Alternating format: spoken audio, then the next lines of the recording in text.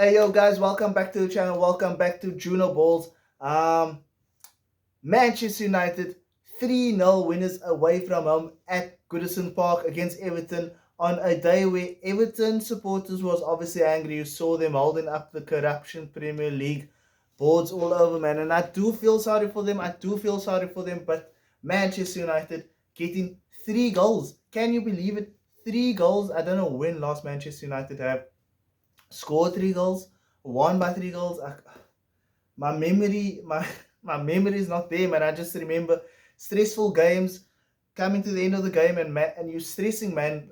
Teams are pressing us. They just about on our goal line, and we just about making it through, but not in this game, guys. Not in this game. Manchester United have finally done it. Kobe Mainoo starts. Luke Shaw was back. It was just a good game for Manchester United, man. The first the first half was really disappointing for me personally. I was actually getting super frustrated. Second half was a bit better. In the first half, first 15 to 20 minutes, obviously Garnacho with whew, probably the best goal I've ever seen.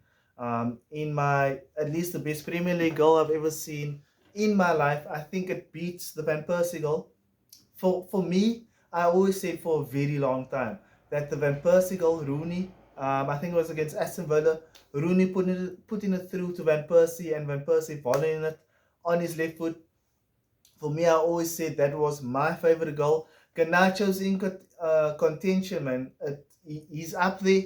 If he's not, I need to watch it back. If he's not number one, he's definitely number two or three. Obviously, Rooney's overhead kick. Against City is also up there. I think Rooney's volley. Um, I don't know what it was, man. Rooney volleying it from like I think Rooney's done it twice already. He done it when he just came to Manchester United, and then he done it a bit later. But yeah, young Rooney was deadly. But Garnacho, what a goal, man! What a goal! It's definitely it should be number one, but for now I'm gonna say it's definitely top five. I'm gonna go preview it and preview some of my other favorite goals, and I'll make a decision. I'll make a decision. But Manchester United walking away with 3 goals. Anthony Martial scoring a lovely, lovely chip. Martial is so different to Hoyland, man. He's so different. Hoyland, Martial's more about. It's like he's a striker that doesn't care about goals. You saw him like in the midfield. You saw him dropping like into the number 10 position and Bruno like pushing up, and then you saw that interchange with Hoyland. That doesn't happen, man. But with Hoyland's like a typical old school striker that needs service, and Eric Ten Hag needs to sort it out. But anyway, let's get onto today's game. The penalty, is it a penalty? Isn't it a penalty? In the modern game, it's a penalty all day, guys. In the modern game, it is a penalty all day. I think that is the first time this season. The first time this season where I can remember where VAR has actually overturned a decision in Manchester United's favour. That is the first time this season. And when they took so long to review it, the referees in charge of VAR, you could kind of sense that it was going to go Manchester United's way. And I think that's the first time this season where we had a decision overturned for us. So it was a all good day for Manchester United. Also, Kobe Mainoo was brilliant, man. He was brilliant. I do think there was times where him as well as Onana and Maguire um, and Victor Lindelof, I think they slowed down the game a bit too much for my liking. I think they slowed down the game a bit for my liking. But I think that's because the lack of movement in front of them. So I don't want to be too harsh on them, but I do think sometimes I just like to see more passes, man. And I think that coming into the season, Eric Ten Hag wanted to play Kobe Mainoo with Mount and Bruno ahead of them. I do think that Mainoo's like a sulky player. He's gonna keep the ball. He's gonna keep it moving. And Mount brings that energy.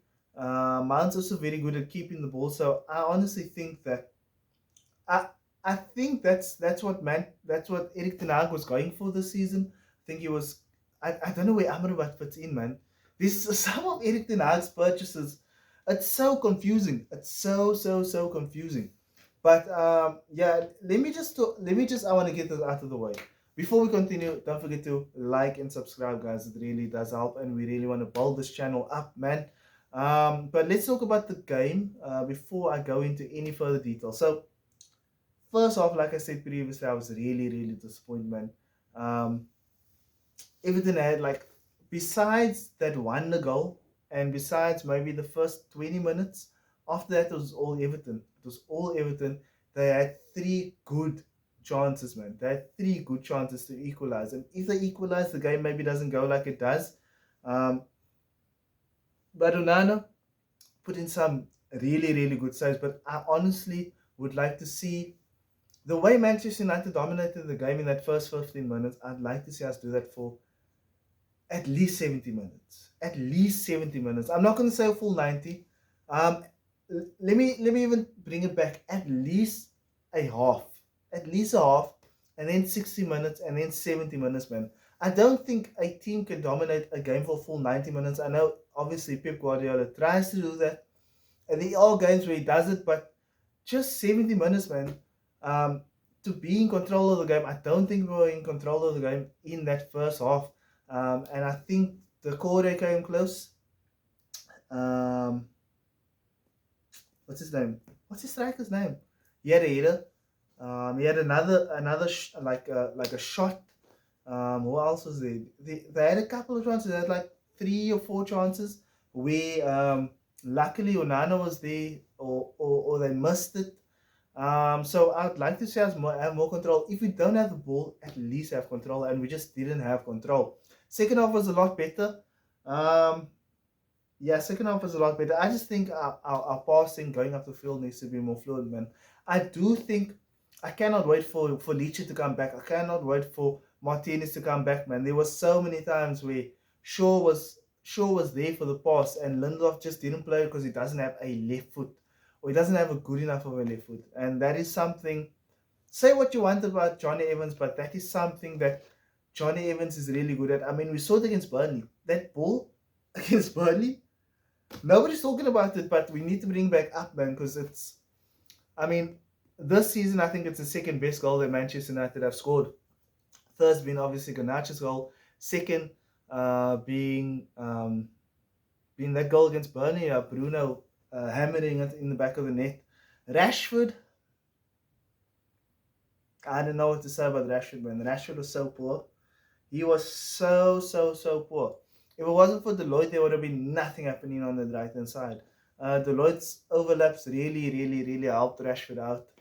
And when Rashford did take the ball off the field, he just ran into bodies, and I'm like, you're on the right hand side, my dude. You are on the right hand side. Where are you going? You don't have a left foot, so what's your plan? What's your plan? Put it into the box. We put you there so you can put it into the box so that we can have runners coming onto that ball, man. Or hopefully even, if you put in it low, hopefully even a deflection own goal.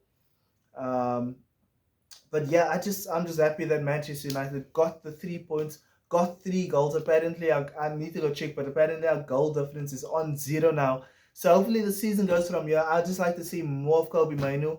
I do think there's a plan for Mount, man. So I'd like to see Mount come back. Obviously, McTominay. You have to say that Erik Ten Hag has improved McTominay. You cannot deny it. I don't know if he's going to be the guy. I don't know if he's going to be the guy going forward. I don't think he's going to be the guy going forward. But he brings something, in that number 8 position. He brings energy. He brings strength. He works really hard. He's not the most gifted player, but he's there, man. He's on the field, and he's really improved under Erik Ten Hag. At the beginning of the season, people are saying that Erik Ten Hag hasn't improved players. I think Scott McTominay is one of the players that is improved. I think that Garnacho is slowly improving under him. Rashford's a debatable one. Bruno's Bruno. I don't know if Erik Ten Hag has improved him. I do think Maguire and Lindelof has improved under Erik Ten Hag. So the people that want Erik Ten Hag, I honestly think we should stick by him. Let me know, guys, what you guys think down in the comments below. I'm really happy that football is back. And I'll see you in the next one, guys. Peace out.